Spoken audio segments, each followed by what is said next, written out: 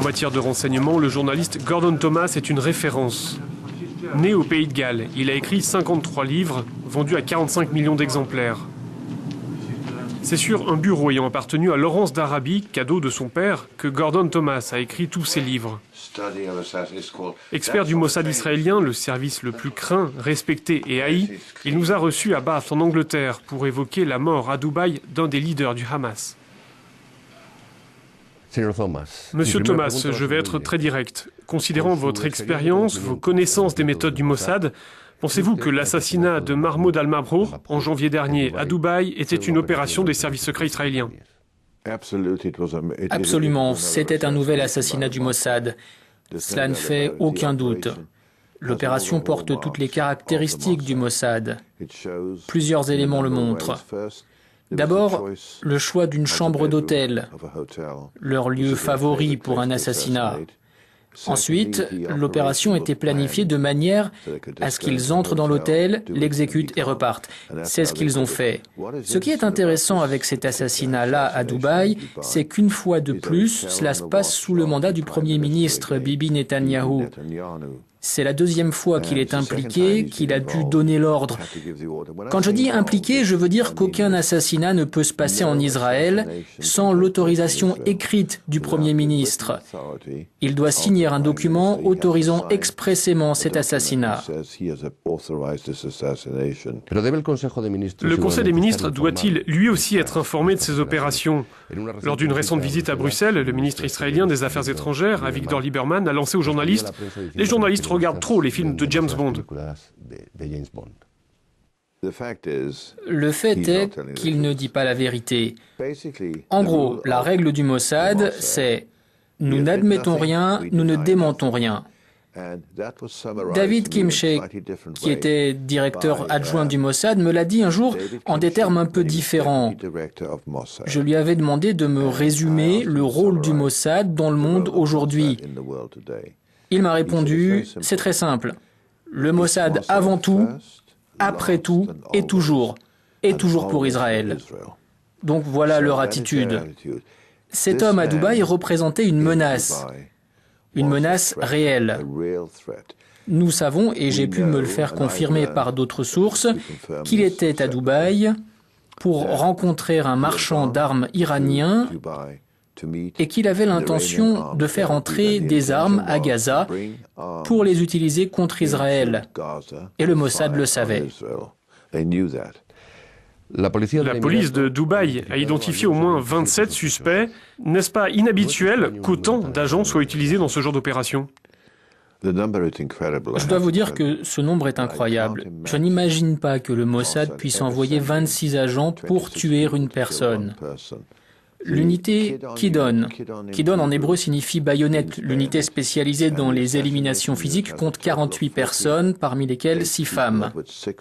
Normalement, pour une mission d'élimination physique, ils envoient 4 personnes. Mais je crois que ce qui s'est passé, c'est que le Mossad a récemment étendu son réseau d'informateurs dans les pays arabes, et je crois que là, c'était un exercice. Une partie de l'opération était un entraînement conduit en parallèle de l'assassinat. Mais aujourd'hui, il n'existe pas de preuves liant Israël à l'opération, même s'il y a d'étranges coïncidences.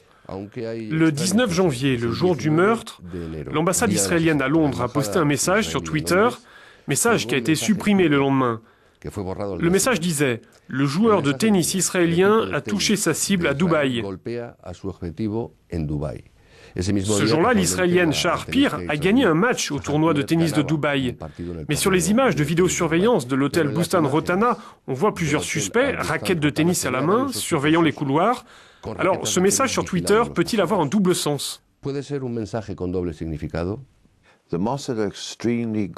Mossad est extrêmement bon pour couvrir ses traces et aussi extrêmement bon pour semer la terreur. Exemple, quand ils choisissent une cible à éliminer, ils envoient souvent à la famille, le jour prévu de l'assassinat, une couronne de fleurs. Des condoléances sont parfois publiées dans les journaux arabes, l'avis de décès, etc., avant même la mort. Il n'y a rien de plus terrifiant que de recevoir quelque chose comme ça, un avis de décès. La guerre psychologique fait partie de leur jeu. C'est ce qui s'est passé là, une fois de plus, avec les raquettes de tennis. Il n'y a rien qui ne semble plus inoffensif et qui ne passe plus inaperçu qu'un groupe de personnes habillées en joueurs de tennis. On se dit que ce sont peut-être d'autres joueurs pour le tournoi, ça n'a pas d'importance, mais non, c'était des agents du Mossad. Certains suspects avaient de faux passeports européens, mais avec les identités réelles de citoyens israéliens ayant la double nationalité. Le Mossad a-t-il fréquemment recours à cette méthode? Oui, le fonctionnement est très simple.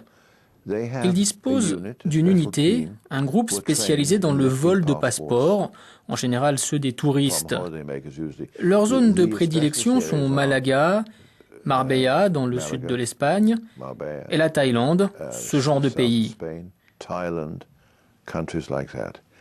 Dubaï dispose du système de contrôle de passeport le plus efficace, parce qu'il a été mis en place pour eux par les Américains.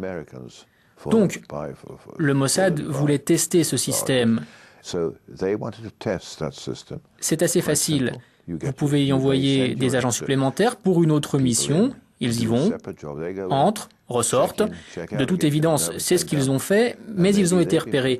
Il y a beaucoup de points d'interrogation sur cette mission à Dubaï. Selon l'enquête de la police de Dubaï, Al-Mabrour a été drogué puis étouffé pour simuler une mort naturelle. C'est comme ça que le Mossad tue? Oui, c'est la méthode classique d'assassinat. Les poisons sont préparés par les chimistes du Mossad qui opèrent depuis leur unité dans la banlieue de Tel Aviv.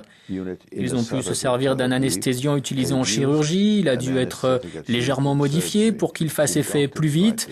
La drogue utilisée doit être rapidement éliminée par le corps.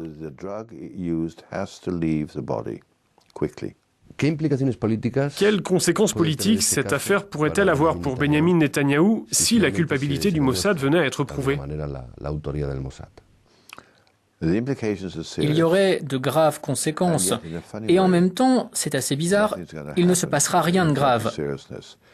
Les gens avec qui j'ai discuté dans le monde du renseignement, à la fois à Londres, New York, Washington, etc., tous disent « bon boulot, bien joué ». Nous n'aurions pas voulu, pas pu le faire, et eux l'ont fait. Un souci de moins. Le Hamas accuse l'autorité palestinienne et même certains régimes arabes, comme l'Égypte ou la Jordanie, d'être impliqués en termes de logistique dans l'élimination d'Al-Mabrour. Quel est votre sentiment? Ça pourrait être l'excuse dont ils ont besoin pour déclencher une nouvelle guerre, encore, plus tard.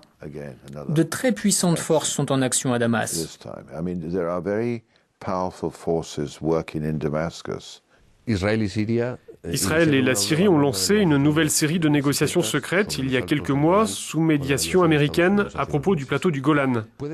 La Syrie pourrait-elle avoir aidé dans cette opération pour prendre l'ascendant dans ces négociations? Il y a un élément qu'il ne faut pas oublier, Al-Mabrour a vécu pendant plus de 10 ans à Damas.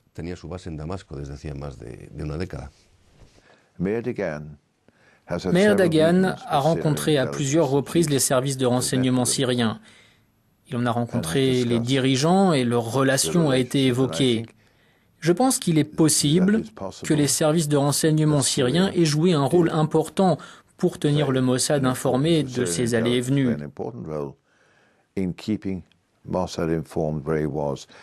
Le Mossad a déjà réussi à organiser un assassinat à Damas, Imad Mughneh. Ça n'a pas fait de vague, à peine quelques protestations de la Syrie. La relation entre la Syrie et Israël est très intéressante. Ils ne veulent plus s'affronter. Ils voudraient développer leur relation afin d'éliminer le terrorisme de chez eux. La Syrie veut revenir à la table des Occidentaux de la même manière que la Libye. Muchas gracias, señor Thomas, por esta entrevista. Gracias.